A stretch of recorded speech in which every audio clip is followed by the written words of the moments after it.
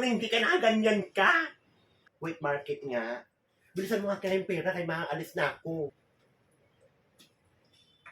Tabi bang? Tabi bang? Alis na ako. Alis na ako. Ha? Saan ako punta? Saan pa nga ba pupunta? Siyempre nutusan ako mamalingki, di ba? Mamalingki ka na, ganyan ka.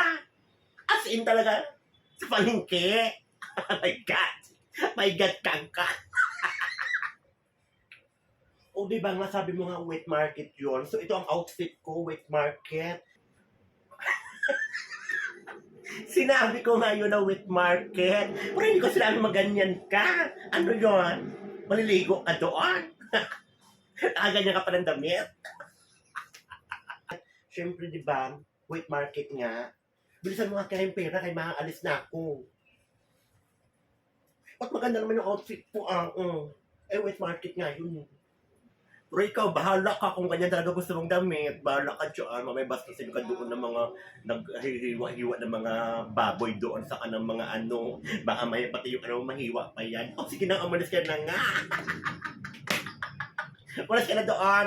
Ay, wait lang, for my pera.